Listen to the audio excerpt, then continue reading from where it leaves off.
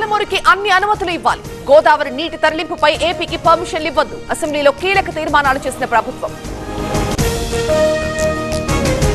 నాకు తెలంగాణే ముఖ్యం, తర్వాతే పార్టీ. చచ్చినా బతికినా తెలంగాణ కోసమే. తాడు బొంగరం లేని వాళ్ళు విమర్శలు చేస్తున్నారన్న సీఎం.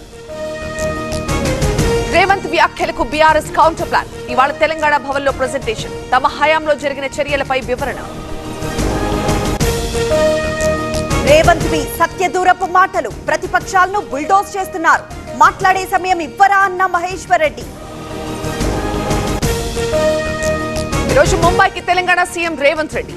ఎంపీ అడ్వకేట్ సింఘ్వితో సమావేశం. రేపు సుప్రీంకోర్టులో పాలమూరు రంగారెడ్డి కేసు విచారణ. రాయలసీమకు చంద్రబాబు మరణ శాసనం రాశారు. తెలంగాణ అసెంబ్లీలో రేవంత్ వ్యాఖ్యలే నిదర్శనం. ముసుగు తొలగింది అంటూ వైసీపీ ట్వీట్. తెలుగు రాష్ట్రాల్లో 20,000కు పైన జంటలకు మాతృత్వ కలలను సాకారం చేసిన 49 ఫర్టిలిటీ సెంటర్ మీకు అందిస్తుంది. కేవలం 899 రూపాయలకి fertility assessment package, including free consultation, ultrasound, వీర్య పరీక్షలు మరియు AMH టెస్ట్. 49 అంటే సంతానం, 49 అంటే సంతోషం. తుది దశకు భోగాపురం ఎయిర్పోర్ట్ నిర్మాణం. ఇవాళ ల్యాండ్ కానున్న తొలి విమానం. ఢిల్లీ నుంచి ఎయిర్ ఇండియా ఫ్లైట్ రాక. ఏపీ రాజధానిలో రాష్ట్ర స్థాయి కమిటీ పర్యటన. జరీబు జరీబేతర భూములపై అధ్యయనం.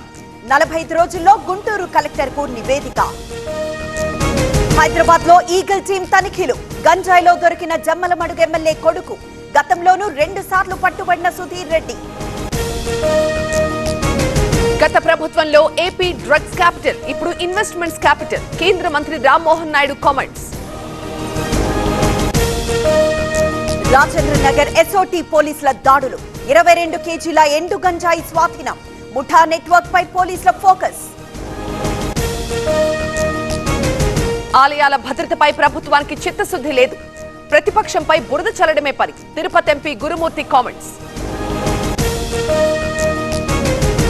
గుట్ట కింద పుట్టలో దేవుడున్నాడు, కలలోకొచ్చి చెప్పాడన్న బాలుడు. తవ్వకాల్లో పంచలోహ విగ్రహాలు వెలికి తీసిన గ్రామస్తులు.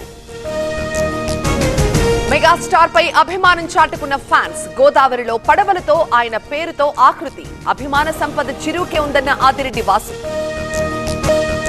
చదువు లేని వారు వృద్ధులే టార్గెట్. హైదరాబాద్ లో ఏటీఎం కార్డు మోసాల గ్యాంగ్ అరెస్ట్. 4 నిందితులకు రిమాండ్.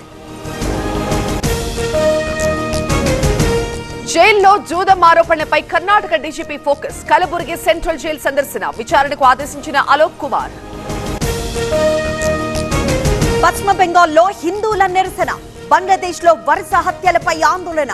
తీవ్రంగా ఖండించిన ఆందోళనకారులు. పౌర్ణమి కంటే 30% ప్రకాశవంతం. ఈ ఏడాది తొలిసారి కనిపించిన సూపర్ మూన్. ఒడిషా, తమిళనాడులో చూసిన జనం.